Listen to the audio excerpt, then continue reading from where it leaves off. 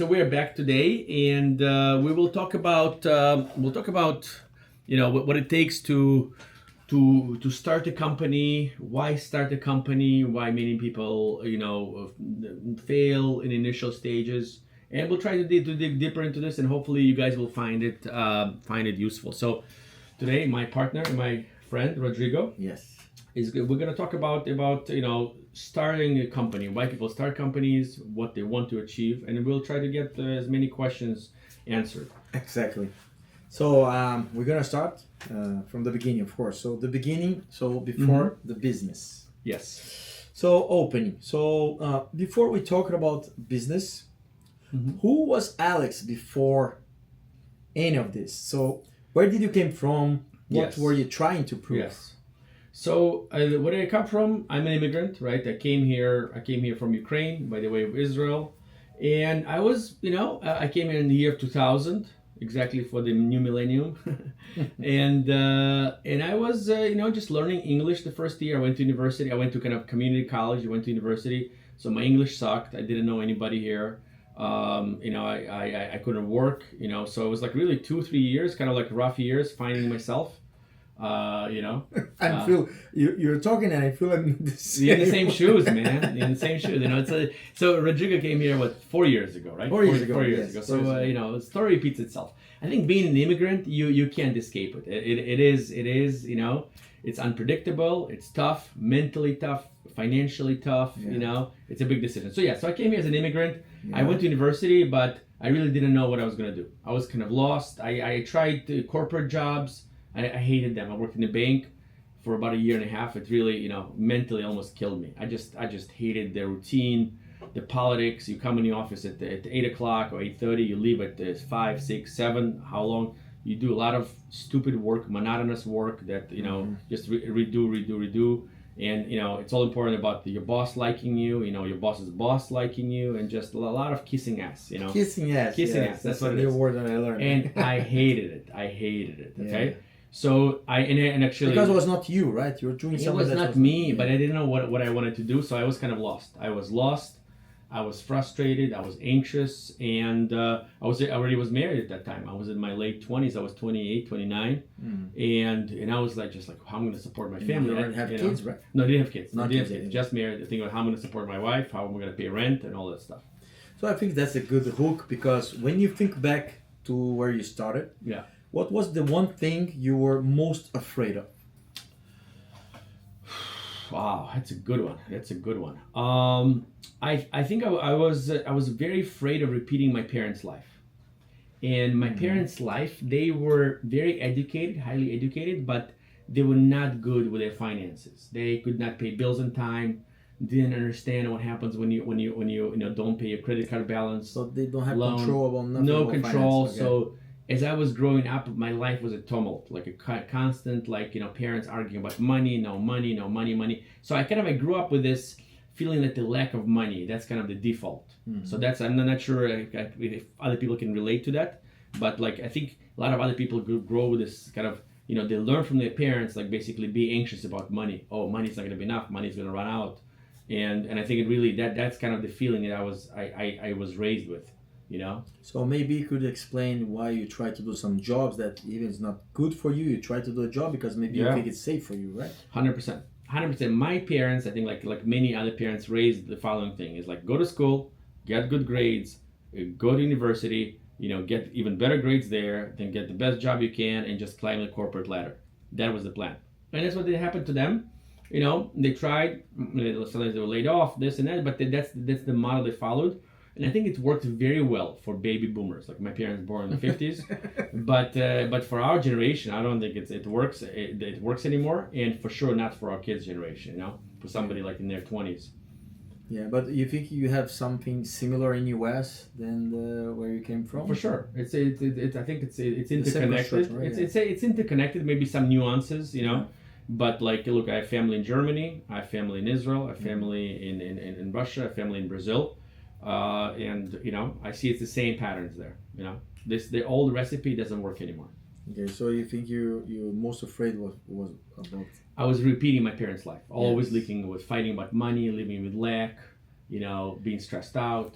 And how many kids were you and your brother, right? Me and my brother, my twin brother, and there was just the two of us, and we always we relied on each other, and that's how he grew up. Nick also entered, my brother Nick entered corporate America, and he was pretty successful because he can put up with a lot more bullshit. I don't have I don't have the patience for this, honestly. Yeah. I don't have the patience for this, and he was just a lot more patient, a lot more kind of just calm and kind of following the rules and everything, Very good. So, continue that. So, growing up, what did success mean to you? So, and exactly when did that definition start to change? So, I think you have a phase about that, right? Correct. So, I think what I didn't know anybody who was an entrepreneur because I grew up actually. It's an interesting detail of my biography. I was born in a country that no longer exists. I was born in Soviet Union.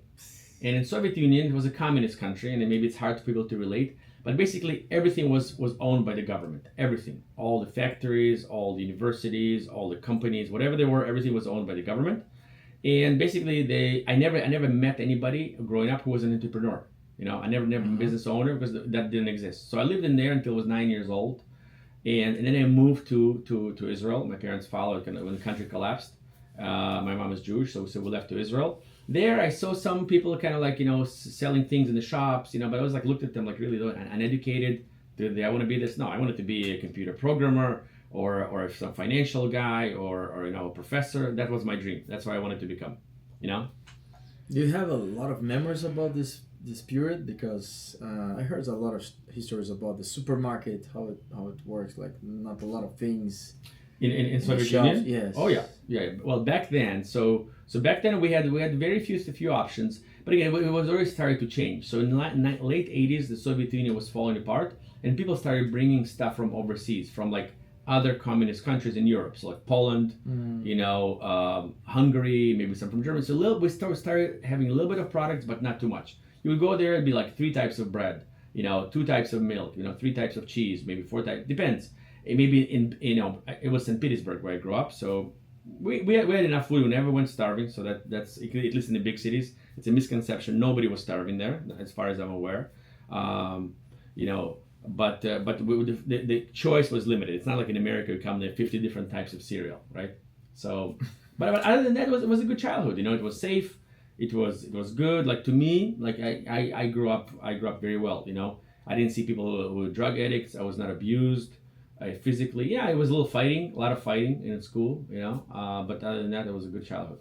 Okay, so at the end, what exactly the success means to you, and when did that definition start to change? That's a very, very good question, actually. So, I think every person has life-changing moments, and if you look back, you never recognize it at the moment. It just happens, you forget about it, but then you look back 10, 20, 30 years, you look back, you're like, holy shit, that actually defined me. That's why I do what I do. So to me, this moment came at when I was 9 years old. It was I was still in the Soviet Union, and I was a voracious reader. I loved reading. Very young. I loved reading. Voracious reader. I read maybe a book a week.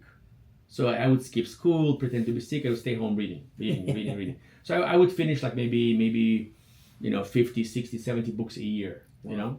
And the librarian liked me because I used to go to the library in my local in the neighborhood, local library, and she loved me. And she saw I was above my age. I was reading already mythology, history, science, philosophy. When I was 9 years old, she was like, that's pretty cool for a kid. So she always used to suggest books to me. Okay. So I came to her. I gave my book back that I read. It was Adventures or something. And I said to her, listen, I want to learn something about how real people live, about the real world and everything, how money works, how people pay their bills, how business works. I didn't know the word business, but I said how the economy works. She goes Alex, I have a wonderful book for you. It's called Titan by Theodore Dreiser. It's an American writer who published 3 books, and it was basically it's about the railroad boom in the 1860s and 1870s in America. What happened here, right? It was the railroads built, and how one business person, rose to the top from very humble beginnings through a lot of struggles, a lot of issues. He was in politics, he was in business, And she gave the book to me. She goes, Alex, I wanted to learn how terrible capitalism is and how terrible America is. Read this book. You're gonna learn about it. It's gonna really clear your mind. Because and guess what? It was a propaganda. But You become in love. You know, 2 weeks I finished the book, and I was reading about his struggles. To me it was breathtaking. I was 9 years old, and I gave the book back to her, and she goes, I said, do you have anything more on this? She goes, you hate those Americans, the capitalists, right? They destroy people's lives, right? They destroy the working people. And I said to her, I thought I was 9 years old. I was afraid to tell her that I disagree with her because, who knows, Soviet Union. I said, terrible Americans, terrible capitalists. But I was thinking in my mind, I love it. I love it, man. I love it, exactly. You discovered a new word, right? It's a new word for you. Yeah, I discovered the word capitalism. Yeah. Capitalism, and to me, basically, what capitalism means, it kind of meant, freedom, to some financial freedom. Yeah. But also it meant building something that's beautiful and people can enjoy it. It's something of value, so people pay you money, and like railroads or trams or anything like this. He was building metro at a certain point. People enjoy it and benefit from this, and you make a lot of money. Yes. As a result of that. So do you think at the end, do you think success means make a lot of money, construct something? I don't think that's the main thing. I think the main thing is help improve people's lives. Amazing. That's the bottom line. That's now again, like think about an iPhone, right? Think about internet. Think about Tesla or those products, right? Improved our lives. They were kind of the best. People bought them, and as a result, the people who invented them, right? They made those companies. Steve Jobs, Elon Musk, right? They became extremely wealthy, but only as a result of bringing value to others. Very And I think that's the way life works. There's nothing free in life. You have to create value to get value. Very good. So let's talk about the first move. Take me to the exact moment when you decide to build something. So what was going in your life? What pushed you off the fence? Yeah. So the year was 2008. It was the end of 2008. Maybe September, maybe October of fall of 2008, let's put it this way. So where was I? I was freshly laid off from JP Morgan, from where I worked, from my banking job. And I got accepted into University of Chicago. I took a test and I got in. University of Chicago is a very kind of prestigious university for business. And I was doing my MBA, Master's in Business Administration. So I was just started, okay? And again, most people would go get their degree, get their master's and MBA, and would go to work for Goldman Sachs, for JP Morgan, Wall Street, maybe consulting companies, McKinsey, maybe Google, maybe Mac, right? Yeah, doors open up, And that's what people talked about. Oh, I'm getting hired by Google, I'm getting hired by McKinsey, I'm getting by Goldman. But to me, it's like I couldn't even listen to this because I knew it's going back to corporate America. Back to politics, back to ass kissing, back to wasting time in stupid meetings. I couldn't take it anymore, So I was like, I'm not doing that. So the question was, okay, your family, your wife. We didn't have a kid yet, but we're really thinking about the kid at that time, having a kid. And I was like, how am I going to support myself? So I don't know. I was kind of like walking around thinking about it, but I didn't have a plan. It's not like I sat down and I put some plan together. It didn't work like that, for me at least.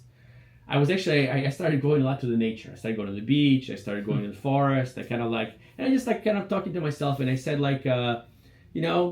universe, listen, I know it's universe, bring to me something that's going to be good for me. I don't know the...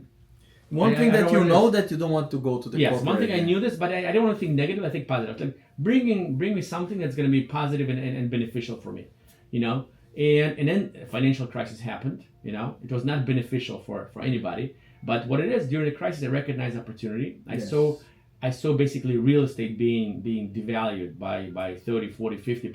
Mm-hmm. Banks taking over those loans and those properties. And they were stuck with them. So I called my friends in the bank and I said, guys, what's happening with those properties? He goes, Alex, if you know somebody who wants to buy them, please call us. We need to sell those properties, because if we have a lot of properties in our books, the federal government is going to close us. The Federal Reserve. Ooh. They have the power to close banks. At least back then they had it, but also if they see the bank is failing. So I said, listen, let me think about it. So I went and I looked at my savings, my brother's savings. I called some friends, called our uncle, And we came up with, with a little bit of money. And I went to the bank and I said, how much is it going to take to buy this? They said, like, well, it's going to take a couple $100,000 to buy, let's say, 4 units, 5 units.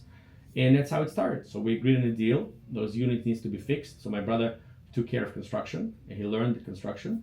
And we just one by one, the key is like really not to overthink it. It's just the flow. Sometimes you enter the flow and just flow with this. I think a lot of people fail. They start overthinking, over planning. Now, business is important to plan. Don't get me wrong. Sure. But I think don't overplan, don't overthink, because I think many people get stuck by kind of paralysis by analysis. They get paralyzed. They don't move forward. Do you think they use excuse like I'm gonna wait for the right moment, right? Yeah, they use it always for the right moment. I have a lot of friends who are still waiting for the right moment. 20 years later, they're waiting for the right moment. So that's a good point, because most people have the idea, but very very few get to the first million. Yes. So what did you do differently in those first years that you don't see most of people doing? Yes, that's a very good question. So what I've done, the way I've got to the first million, it was in 2000. So I started in 2008. By 2010, I already was worth over $1 million. This happened pretty quickly. How it happened? It happened that we kind of entered in the flow. There was a crisis happening, and we got caught by. Now some people got crushed by the big wave. We actually were the little fish surfing this wave. We didn't know that, but we went to the banks. The bank said, anything you want is for sale. Any of those little condos, houses, please take it off. And all we had to do is go find money. And we're going to talk about maybe fundraising at another time. But, I called friends, I called family, I called friends of friends, family of family, uncles, aunts, friends of friends, in-laws, all that stuff. And we assembled, a little bit of money, like a little less than $1 million, and we started buying broken units. When I say broken, unfinished, got it. And abandoned by in the middle of construction. We would finish them off, would rent them out, and then go to the bank to refinance. Right. So it's buy, repair, refinance, and then do it again and repeat. Right. Brr, right. BRRR. It's a strategy. I think it became pretty popular, but we didn't know about this. We didn't know about this, so we just kept doing it. And the thing is, just like once you get in the flow, don't think about it, do it, because there'll be time in your life where you're going to be stopped. Things are going to be slow, and the kind of as the universe is conspiring against you to slow you down. But sometimes you just enter the flow and it gets crazy. You catch crazy wave, and it's the key. Your job is to surf that wave, not to be afraid of anything. Just like go for it. Okay. So let me do one question that I didn't wrote first. So do you really think that if you have a good idea and you really believe the deep of your heart that it's gonna works, if you look around with a good attention, you're gonna see that the money is outside. If you can sell the idea, maybe you can raise this money and you can put it to work, right? Correct. Because I think most of the people think, I don't have money, I can do nothing. Right. And actually it's not right, because you did exactly the opposite. You had nothing. You talk to your brother, you talk to your uncle. So correct. So the biggest misconception is that it's the hardest thing is to get money. Oh, it's so hard to get money. It's hard to find investors. No, if idea is great, if you have a good idea, a good business plan, it's easy to find money. There's trillions of dollars out there, millions and billions, and not exaggerating, looking for good ideas. I think this answer now is gold. This is looking for good ideas. This is true. I know this. Come up with a good idea. Now, if you can't raise money, first of all, it takes a lot of effort, and it's basically what I use the word here, the slogan for raising money: never give up, never give up, never give up. I already heard that in the mat. Right? Never give up, right? Never give up. We cannot give up. You're gonna talk to 20 people, 30 people, 100 people, 200 people, and that's what, and then you'll succeed. And that's another kind of entrepreneurship. A main trait of an entrepreneur is, first of all, is being a visionary, having an idea. 2 is being optimistic, and 3 is never giving up. Never giving up. Never. Beside any obstacles, you believe in it will always overcome the obstacles. Okay. Very good. So, let's talk about a little bit reality. So, what was the hardest moment in the phase when you genuinely thought it might not work, and what did you do?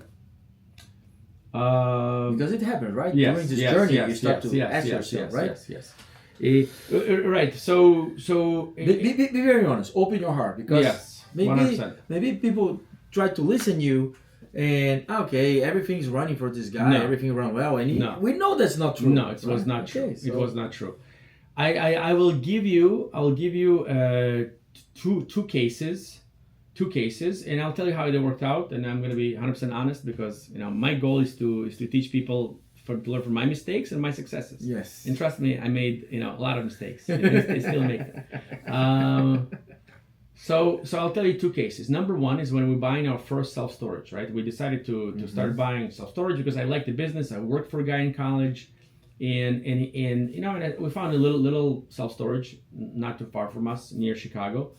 And I went to the owner. We agreed on the price, and now I asked the broker, what do I do next? Because I really didn't know what to do. He says, well, you should go talk to the bank and get a loan, because unless you want to pay for cash, for $1 million in cash. So I started calling banks, and I didn't know anybody in banks, so I would type in, I think, Google, or maybe I looked in the yellow pages, and I saw like 30 banks in that area. I started calling them, and they would tell me, like, first of all, probably about 20% were disconnected, went out of business, no longer in business. Please, call. The number is wrong. Boom. The ones that answered the phones said, like, no way. Do you have a relationship with us? No. Do you know anything about self-storage? No. Do you know anything about real estate? I'm like, well, we own few units. Well, not interested. Hang up. So I was calling 30 people, 30 banks, and I got 100% no. 100% no. Okay. Then I went to the town. So here was my realization. I said bankers are conservative people. Okay, they're very conservative, and usually they will try to do business with somebody or business or person that they know. So I went to that little city near Chicago, and I drove around and I looked for banks, and I took down names of the bank, and I would come in person. I put my suit on. And I would come in person, and I would knock on, enter the bank, say who's a commercial banker, and I met with them, sat down with them, and I would say probably another 80% told me to leave. Okay, thank you. The meeting is over. It'd be nice meeting you.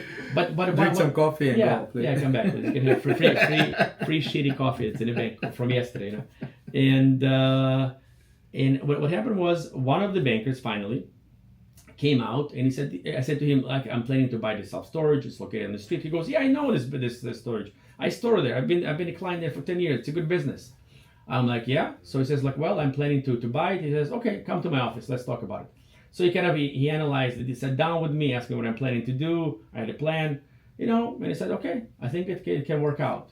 So he gave us the loan, me and my brother, to buy that storage, And that was a persistence through like few months of saying no, and my mind was playing tricks with me and saying, like, no, that's not gonna happen. That's that's a bad idea. It's a bad idea. Go back to being in business school. Go back to being corporate world. It's safe. It's where everybody's going. And my mind said, and I said to myself, there was like something inside of me said, absolutely not. I'm not doing this. I believe I can get it done. I'll just keep pushing forward, and eventually the door will open up. So do you think one core value for entrepreneurs should be like trusting yourself? Yes. Because you gave a good lesson right now. You trust in yourself, right? You're not just a dreamer. Right. So you have to trust yourself, but act based on numbers. Yes. Trust yourself, but act based on numbers. Don't be a dreamer, yeah. Be visionary, don't be a dreamer. Okay? Good. Right? I like that. Right? The vision is basically you have a concrete outcome, right? I want to buy this business. I want to make, take it from $1 million a year to $5 million a year. I'm going to improve marketing. So you have a plan, right? It's your vision. You have a plan. Dream doesn't have it's just a dream. Like we dream about all kinds of stuff. I dream about being a basketball player. I like that, because when we start to create a business, we start doing this vision, and then we start mission. Yes. So vision is exactly like what you're trying to say, right? Correct. To see yourself like in 5 years, 10 years. Correct. Very good. It's not just a dream. And I would say the basic look, 80%, 70% of everything, just do it. Just many people think about they struggle for months about how to name my business, how I'm gonna be, what I'm gonna market it. Just do it and let the market kind of dictate your strategy. Okay, that's very important. Very good. Okay, much more important just to start. We have an idea. First of all, you must love what you do. Then you have an idea. Then you sit down at the numbers, double check the numbers. If you don't know somebody good with numbers, find a friend. Maybe an accountant, maybe your dad, maybe your relative, maybe your uncle. It's easy to find out, right? Yeah, maybe even ask ChatGPT about upload your plan into ChatGPT. Let him kind of critique that. Okay, So that's we live in a great world right now to help start businesses. Very good.